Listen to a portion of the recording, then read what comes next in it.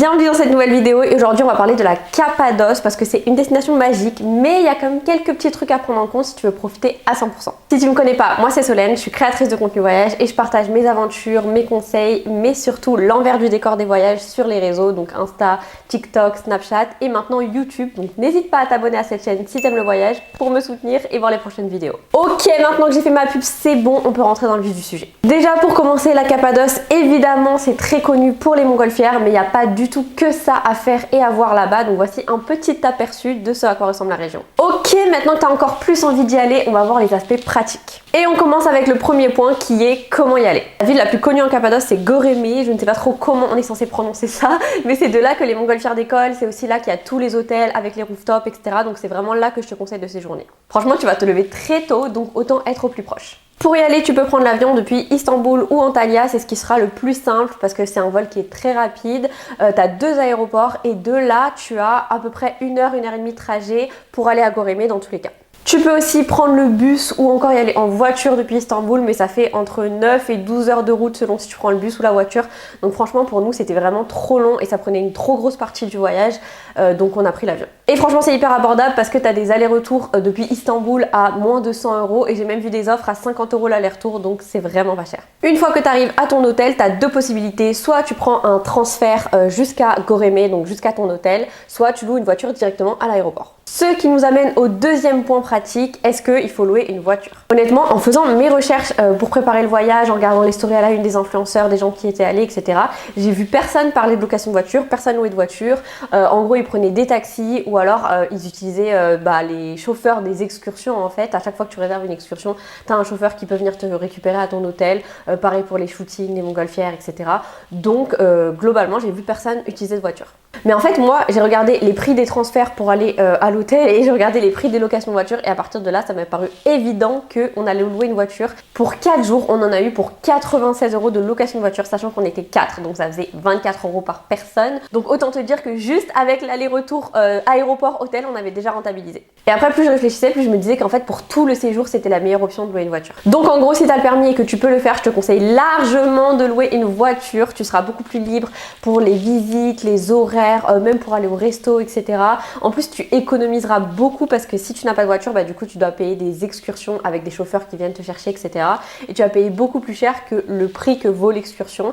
Si tu vas en voiture, tu payes soit l'entrée du musée seulement, qui est beaucoup moins cher qu'une excursion, soit il y a même des endroits qui sont gratuits et donc tu vas payer que l'essence et franchement, c'était vraiment pas cher. Donc, je trouve que c'est beaucoup plus rentable. Et même au-delà de l'aspect financier, franchement, je trouve ça beaucoup plus cool d'être complètement libre avec la voiture au niveau des horaires, on faisait ce qu'on voulait, on pouvait changer de plan, etc. Mais si tu n'as pas le permis, pas de panique, il y a énormément de gens qui font la Cappadoce sans voiture, comme je te disais, donc tu vas juste payer des taxis, des transferts et du coup, tu vas réserver des excursions pour faire certaines visites, donc forcément, tu vas payer plus cher, mais tu peux le faire. Et je te conseille vraiment de loger dans l'hypercentre de Göreme parce que c'est là que tu pourras du coup aller à pied au resto, etc. pour manger, ce sera beaucoup plus simple. En tout cas voilà, nous on a vraiment trop kiffé avoir la voiture pour prendre toutes nos affaires, les laisser dedans, être tranquille, changer de plan en cours de route, s'arrêter si on voyait un truc sympa sur la route, etc. C'est vraiment sympa. Le troisième point, ça va être où dormir. Comme je te disais, je te conseille vraiment de séjourner à Göreme, c'est là qu'il y a plein d'hôtels trop sympas et franchement il y en a pour tous les budgets. Moi j'ai testé un hôtel vraiment très abordable et un hôtel un peu plus luxe et je vais te donner mon avis. Le premier c'est le Milad Cave Hotel, on a payé 100 € pour une nuit à 4, donc encore une fois 25 € par personne, donc vraiment très abordable. Il a un double rooftop, vraiment très très grand, donc super sympa. Il est très bien placé pour regarder les montgolfières le matin et honnêtement les chambres étaient nickel, donc je te le recommande. C'est un petit budget mais vraiment nickel. Le deuxième hôtel qu'on a testé, c'était un hôtel qui était sur ma bucket list depuis des années, vraiment j'en rêvais, donc j'étais trop contente qu'on puisse le faire. C'est le Local Cave House. Il a une grande piscine avec vue sur l'hôtel qui est magnifique, il est dans le style troglodyte et notre suite pour 4 elle était folle. Vraiment moi j'avais un petit peu peur du côté cave parce que j'aime vraiment la lumière, etc. J'avais un peu peur de me sentir un peu enfermée mais pas du tout, genre ils ont vraiment fait un truc magnifique dans une cave. On avait même une fenêtre, etc.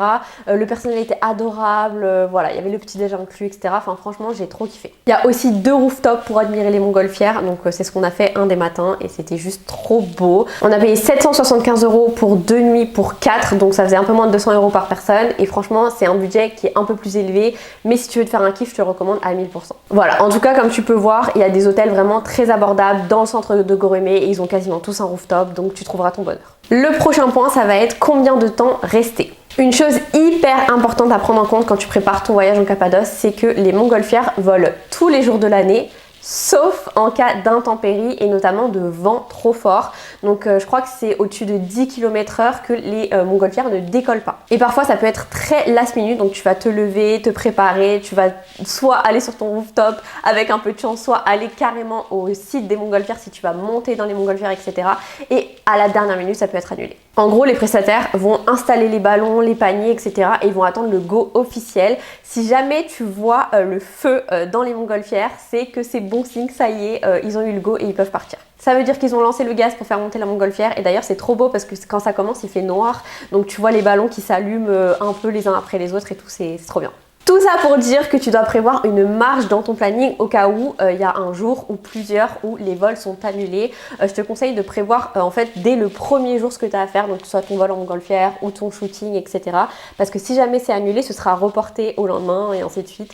Donc vraiment, je te conseille de prévoir au moins 3 matins et si tu peux 4 c'est encore mieux. Nous on a vraiment eu trop de chance parce qu'on a eu 3 matins et les 3 matins les montgolfières ont décollé, mais je sais qu'il y a des expériences de gens qui sont allés pendant 2 jours et en fait les 2 jours les montgolfières ne sont pas montées et du coup bah ils n'ont pas pu les voir. Et petite astuce pour surveiller la météo, ils utilisent le site Windy, donc tu peux checker et avoir une idée des prévisions, notamment la veille au soir, s'il va y avoir beaucoup de vent ou pas. Une autre question dans la préparation d'un voyage en Cappadoce, c'est quand partir. Les meilleures périodes pour partir en Cappadoce, c'est le printemps et l'automne parce que les températures sont tempérées, assez douces. L'été, il va faire très très chaud, donc ça peut être pas dérangeant pour le matin forcément parce qu'au lever du soleil, il fait pas si chaud que ça. Mais par contre, après la journée pour faire les visites, et notamment il y a pas mal de randos, de visites en plein air, en plein soleil, sans ombre, etc. Là, ça peut être un peu plus difficile à gérer. Pour l'hiver, sache que les montgolfières décollent aussi l'hiver. Il y a des images des montgolfières avec de la neige au sol, etc. Évidemment, s'il neige, elles vont pas décoller, mais avec la neige au sol, ça peut être très beau. Par contre, du coup, bah, en fonction de la météo, déjà, il peut faire super froid. Donc moi, je préférais pas y aller en hiver. Et en plus, bah, du coup, tu as quand même pas mal de chances que les intempéries t'empêchent de décoller. Mais du coup, on peut passer au 5e point qui est d'où voir les montgolfières. Déjà la première option c'est tout simplement le rooftop de ton hôtel, ils en ont presque tous un et dans tous les cas tu vas choisir si tu en veux un ou pas. Et ça te permet de te lever un petit peu plus tard, de sortir, de les voir et de repartir te coucher après. D'ailleurs là-bas le rythme est un petit peu décalé parce que tout le monde se lève à 4h du matin pour aller voir ou faire de la montgolfière. Et du coup les petits déj sont plus tard que la moyenne, c'est-à-dire qu'ils commencent en général autour de 8h30. La deuxième option pour voir les montgolfières c'est d'aller directement dans la Love Valley, c'est de là qu'elles décollent et du coup c'est de là que tu les verras au plus proche, même si attention avec le vent tu peux jamais savoir exactement à quel point elles sont proches, où elles vont aller, etc. Et c'est là-bas que se font tous les shootings professionnels. Mais il y a également d'autres endroits depuis lesquels tu peux observer les montgolfières, donc comme par exemple la colline de Goroméo, le château de Ufissar, un petit peu compliqué à dire, et la vallée rouge et la vallée rose par exemple. Maintenant que tu sais comment admirer les montgolfières depuis la terre, peut-être que tu te demandes comment monter dedans. Nous, on avait décidé de ne pas faire de la montgolfière parce qu'on avait fait quelques semaines plus tôt en Égypte pour vraiment pas cher et qu'on voulait vraiment l'expérience d'en bas et faire des photos, etc. Mais c'est sûr que c'est une expérience magique d'être dans une montgolfière, de voir toutes les autres montgolfières autour et en plus d'avoir les couleurs du lever de soleil, etc. Donc je te recommande, si tu as envie de kiffer, c'est un endroit pour le faire clairement. Pour réserver, tu as 2 options. Soit tu trouves une agence sur Instagram parce que clairement c'est une destination tellement instagrammable que tous les photographes, les agences, etc. tu pourras les trouver sur Instagram. Soit tu réserves sur un site en ligne directement d'activités comme Get Your Guide. Je pense que pour la plupart des gens c'est rassurant de réserver sur une plateforme parce que vous avez un billet, que tu as la confirmation de prise en charge, que tu as toutes les infos en français, que tu peux lire les avis clients, etc. Mais sache que tu as les 2 options. Au niveau du prix, il faut compter environ à partir de 100 € par personne. J'ai même trouvé 80 € par personne pour un vol en montgolfière, donc je te mettrai le lien en description. Et petit conseil, pense bien à te couvrir parce que même si là-haut avec le gaz et le feu tu auras assez chaud, je te promets qu'à 4h du matin quand tu vas aller de ton hôtel jusqu'à ton ballon et que tu vas attendre dans le froid et après au retour tu vas être content d'avoir un petit gilet. Et enfin la 3e chose à faire avec ces montgolfières, ce sont évidemment les shootings photos. Si cette partie ne t'intéresse pas, que les photos ça t'intéresse pas, tu peux passer directement, je t'ai mis tous les chapitres en description. Nous clairement c'était un rêve depuis des années et on avait préparé un budget spécifique pour ça. Sache qu'il y a vraiment des centaines de photographes là-bas, c'est un des business principaux, donc clairement tu pourras trouver des prix très variés. Nous on voulait vraiment un des meilleurs, donc on a contacté les plus connus et les meilleurs photographes sur Instagram et on leur a demandé leurs tarifs, leurs conditions, leurs dispo, etc. Nous on a choisi Akan qui est clairement un des meilleurs et des plus connus de la région et accroche-toi bien parce qu'on a payé 400 € par personne pour le shooting montgolfière. Ok, je sais que tu as dû faire les yeux de Merlan Free en entendant ce prix, mais rappelle-toi que tu peux payer beaucoup moins cher et que moi je voulais juste un des meilleurs. Franchement, c'était mon rêve depuis des années. Donc vraiment, quand je regardais ces photos et ceux des autres, je trouvais qu'il y avait une énorme différence et donc j'ai décidé de mettre le prix. Et surtout, après le shooting, je me suis dit qu'en fait, c'était même pas assez cher payé pour le travail qu'ils fournissaient. Déjà, ils sont deux, donc ils travaillent avec sa femme. Ils viennent nous chercher en voiture vers 4-5 heures du matin. Ils nous emmènent au premier spot et nous, on attendait dans la voiture pendant que Akan était allé dehors dans le froid, dans le noir pour attendre debout pendant 30 minutes pour sauvegarder le meilleur spot. Donc déjà, franchement, quand je suis sortie et que j'ai senti la température, je me suis dit que rien que ça, c'est hyper dur. Ensuite, nous, on avait loué des robes de princesse parce que sinon, c'est pas drôle. Et sa femme nous a aidé à du coup les enfiler, etc. Et ensuite, on a dû le rejoindre pour commencer les premières photos. Donc en fait, lui, il shoot et sa femme, elle installe les robes parce que du coup, c'est un travail à chaque fois de repositionner les robes correctement. On était deux sur les 4 à faire ce shooting. Du coup, pour changer de modèle, il fallait replacer la robe. Donc on a shooté dans un premier endroit. Ensuite, on a attrapé nos grosses robes comme ça, on a couru, on est remonté dans la voiture, on est allé dans un autre spot parce qu'en fait, on court parce que le soleil, il se lève. Et du coup, on arrive à un deuxième spot du coup qui était dans la Love Valley. Et là, pareil, on shoot, on attend qu'il y ait la grosse montgolfière qui passe, etc. Ma copine, moi, on replace la robe, etc. Entre temps, il nous fait aussi des photos à l'iPhone, donc ça c'est hyper sympa de sa part. Des photos à l'iPhone, non, des vidéos à l'iPhone, pardon. Pour avoir des souvenirs, etc. Bon, à côté j'avais ma copine qui faisait des backstage de moi et moi qui faisais des vidéos d'elle, etc. Bref, on a fait comme ça 4 spots. Le shooting a duré de 6h du matin jusqu'à 10h, donc on a eu 4 heures de shooting, sachant que eux ils ont dû partir de chez eux à 4h du matin. Il a même accepté de faire des photos à mes copines qui étaient là aussi, les deux autres. On a fait des photos de groupe, il leur a fait quelques photos à elle avec mon appareil photo. Enfin franchement, ils étaient vraiment arrangeants, trop sympas, etc.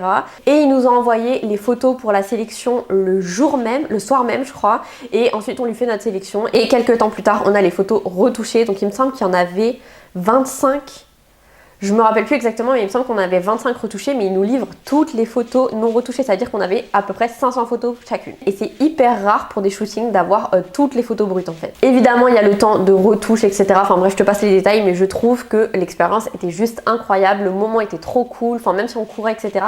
Moi, j'ai trop kiffé. C'est quand même un moment qui est magique et tout, donc franchement, je trouve qu'il y en a largement pour son argent. Et encore une fois, comme je l'ai dit, tu peux trouver beaucoup moins cher. Et surtout, le rendu était fou. Genre vraiment, on avait bien fait de le choisir. C'était vraiment trop beau le rendu. J'ai trop aimé. Malheureusement, on n'a pas eu la meilleure météo. Franchement, j'avais un petit peu la haine parce que du coup, j'imaginais trop le soleil qui transperce ma robe, etc. Et on l'a pas trop eu, mais c'était quand même ouf avec les conditions qu'il y avait. Maintenant, si tu as envie d'avoir tes photos devant les montgolfières mais que tu n'as pas envie d'investir dans un shooting professionnel, je vais te montrer des alternatives. Déjà, tu peux te rendre toi-même en voiture à la Love Valley et essayer de trouver un spot sympa. D'ailleurs, d'où l'intérêt d'avoir une voiture parce qu'en fait, c'est là que tous les photographes vont, mais il y a aussi énormément de particuliers en fait, de gens qui viennent faire leur shooting. Sache que quand tu arrives, tu as beaucoup de gens, on va dire, des particuliers, de touristes, etc. Et quand tu continues plus loin, ils nous disait notre photographe où c'était un peu le coin des photographes parce que du coup les touristes ils s'arrêtent un peu au premier spot qu'ils voient, alors que si tu continues plus loin du coup il y a un peu les meilleurs spots. Et bien sûr je te conseille d'y aller très tôt parce que du coup comme mon photographe qui est arrivé et qui a attendu 30 minutes pour un spot, en fait c'est un peu comme le bord d'une falaise. Et du coup, il faut trouver un spot, sachant qu'il y a beaucoup de monde, donc je te conseille d'y aller tôt pour sécuriser ton endroit préféré. Ensuite, si tu rêves d'avoir une robe de princesse, tu peux aussi les louer en dehors des photoshoots. Donc soit tu peux contacter les photographes pour leur demander juste la location des robes. En général, ils travaillent avec des prestataires. Soit trouver directement les comptes Instagram des prestataires. Tu tapes Dress Cappadocia, des choses comme ça. Et tu vas trouver pléthore de comptes Instagram qui vont te louer ça. C'est ce que ma copine Yasmine a fait. Elle a loué une grosse robe de princesse pour 60 € la journée. Et elle a fait ses propres photos avec mon autre copine. Et là, tu peux faire ton meilleur photoshoot avec tes potes ou avec ton mec si il accepte de prendre des photos et garder des souvenirs de fou.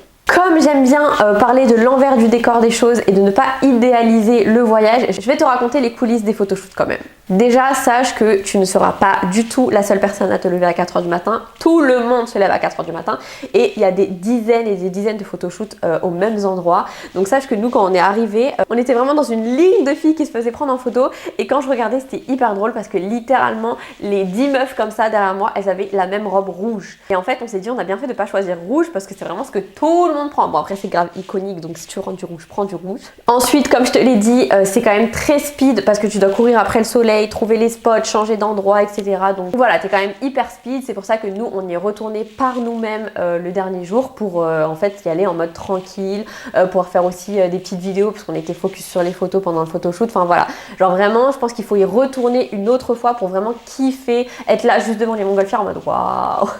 Et tout le monde voit les photoshoots en montgolfière, mais il y a aussi d'autres possibilités et notamment c'est ce que mes 2 autres copines ont fait. C'est pour ça qu'on était que 2 à faire le shooting montgolfière sur 4 parce que les 2 autres ont choisi de faire un photoshoot avec des chevaux. T'as peut-être déjà vu passer ce genre de vidéo sur Instagram et en fait c'est un photoshoot dans un ranch. Donc ce qui se passe c'est qu'ils amènent des chevaux, ils les lâchent et après ils les ramènent, ils les relâchent, etc. Donc pour ce photoshoot c'était 300 €, sachant que tu as le droit à 3 passages. Donc tu peux te changer entre les passages, mais il faut quand même être assez rapide. Étant donné que c'est beaucoup de logistique de ramener les chevaux, etc. Et ben c'est pour ça que c'est limité. En plus ça prend du temps, donc forcément il faut faire le turnover et laisser passer les gens après toi. Sache que du coup à ce moment-là tu as une grosse équipe en face de toi. Tu as au moins 3-4 personnes, tu as un pilote de drone, un vidéaste et tu as 2 photographes il me semble. Du coup voilà, c'est un passage, tu as la vidéo au ralenti, tu as ton image au drone et tu as les photos de ce même passage. Bon, je crois qu'on est venu à bout de ce gros chapitre sur les montgolfières. Évidemment, c'est ce qui attire la plupart du monde entier en Cappadoce, mais sache que ça ne se limite pas à ça. Il y a énormément de choses à voir, à faire, à visiter dans la région. Donc je te conseille vraiment d'aller voir ces choses-là avant ou après ta sieste. Parce que oui, le réveil à 4 h du matin tous les jours, ça pique. Tu peux par exemple aller voir le musée en plein air, le musée de Zelv, la Red Valley, la Pink Valley, le château de Ushissar. Enfin vraiment, il y a plein de choses à faire. Je te mettrai en description un article qui te donne un peu toutes les choses à faire dans la région. Ça y est, tu sais tout ou presque sur la Cappadoce. Si tu as aimé cette vidéo, n'hésite pas à la liker et à t'abonner pour me soutenir parce que je te promets que c'est beaucoup de travail de sortir une vidéo comme ça. Tu peux aussi checker mes stories à la une Cappadoce sur Instagram si tu es en train de préparer ton voyage pour visualiser un petit peu tout ça et avoir tous les lieux, les adresses et voir ce qu'on a fait. Il me reste plus qu'à te dire à bientôt pour une nouvelle vidéo.